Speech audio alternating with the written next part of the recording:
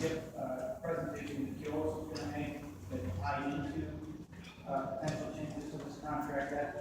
That presentation from Keolis is publicly available. Talk now about about the contract we have with Keolis. As you folks know, as background, Keolis has just finished the second year. During the last year, we have done two sort of improvement plans with them.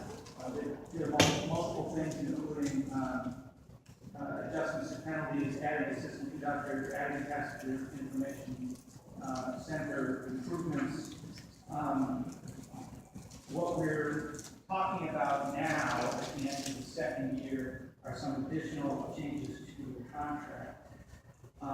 These additional changes to the contract are within, these are working within the mechanisms that exist in the contract now as a result of changes to service. And there are two components to this. One is there is additional work contemplated that is not required by our current contract, so these changes to service. And the other adjustment is an adjustment to the fee that we pay Keolis associated with new equipment that has been added since the contract began. I'm going to skip this slide and just talk about basically the idea here is to improve customer service, period, end of sentence.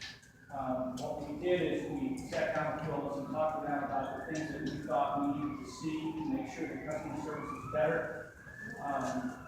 We need 67 locomotives ready to go every day. That has 3 spares associated with it. When we do that, our on-time performance is much better. We want to add coaches so that we add seating, and we want to improve the reliability of locomotives, particularly of our legacy fleet.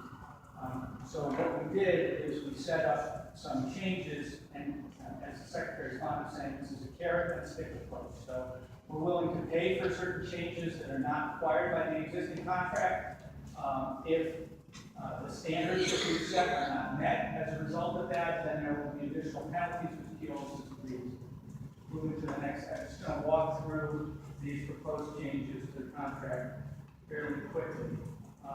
You guys have all this information. I know you've seen it in your books already. The first change is that we're going to, instead of having a requirement that 81 locomotives are maintained, that requirement is being moved to 90.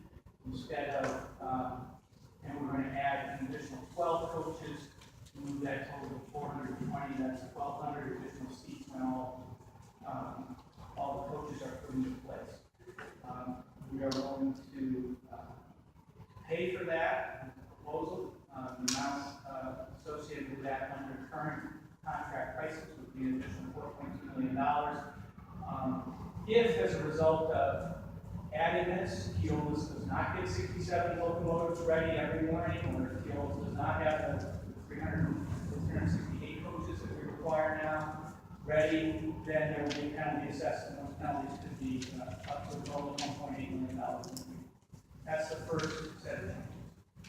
The second set of changes have to do with the fee that we pay Keolis with respect to maintaining the MBTA, the new MBTA locomotives, of course, were not in the fleet when Keolis started the work.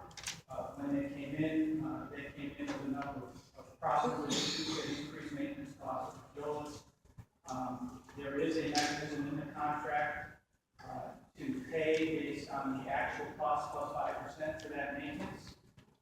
We are going to do an audit as to what the actual cost is with respect to that MBTA locomotives. The estimated cost up there of $3.7 million is too high. We know it's too high. When we get the appropriate number from our audit, that will be the number that we use with respect to the MBTA locomotives payment. The third element of service change is the actual service changes that we just implemented. As of May, that would actually fairly significant change in terms of added service. There were 10 new trains added as a result of that. And then there were some other adjustments as well, the cost which we have come to agree to with that service change. Again, this is within the contract. Under this contract contemplates, if you change your service, you need to pay for the changes in service. It's $3.1 million. Those three items are all operating cost items and changes to the Keolis contract. Now, in Keolis' presentation, and I don't want to go into it in great depth, but it was in the presentation to indicate that there are additional changes resulting from the service change just implemented in May that will be expected. I believe we rolled out in October, which have to do with some small adjustments to a small number of trains in terms of when they're arriving. And we'll see those next week. You will, that's correct. This So, next.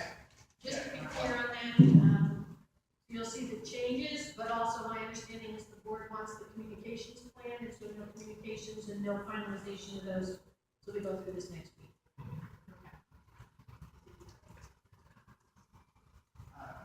Those are all small changes. There's no change. Most of the changes are less than 5 minutes to arrival times, and there are a few changes that are less than 10 minutes to arrival time.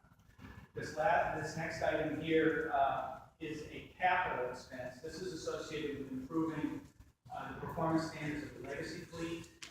Those trains need additional maintenance work, including additional spare parts, additional attention to bring them up to standard.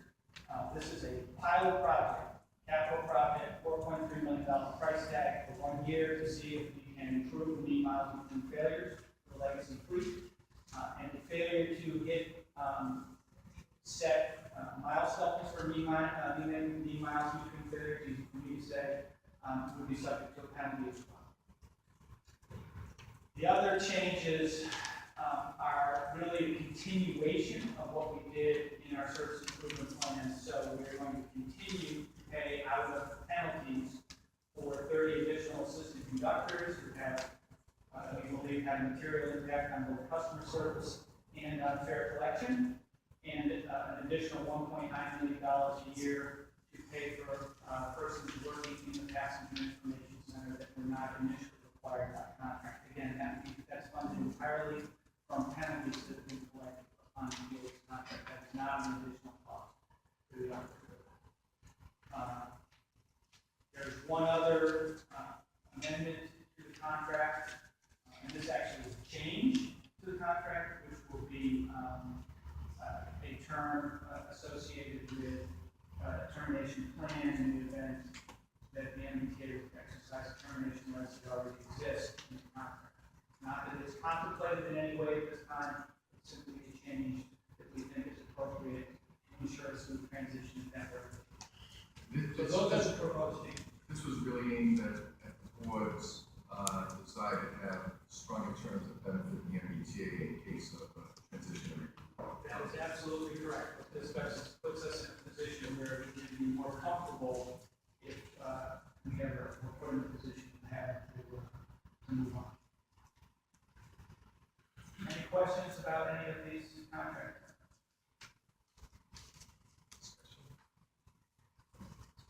I've got a summary vote I'd like to read and then ask for a motion and second in the discussion.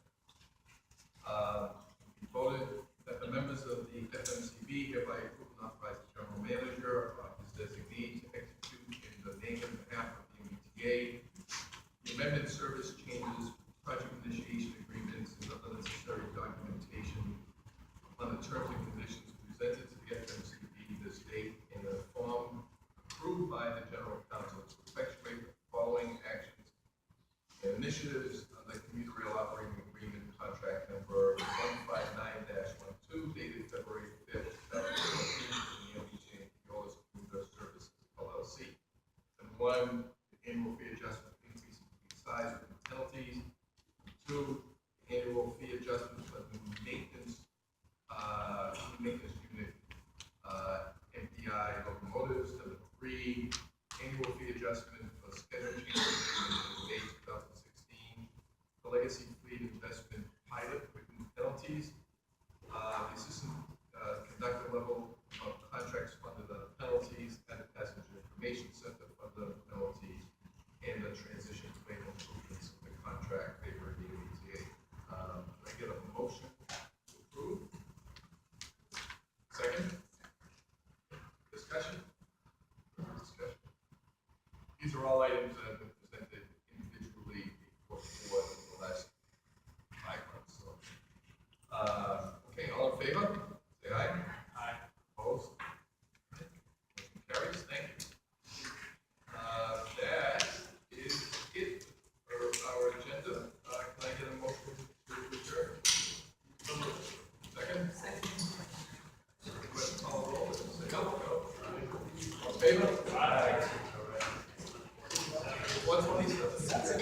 So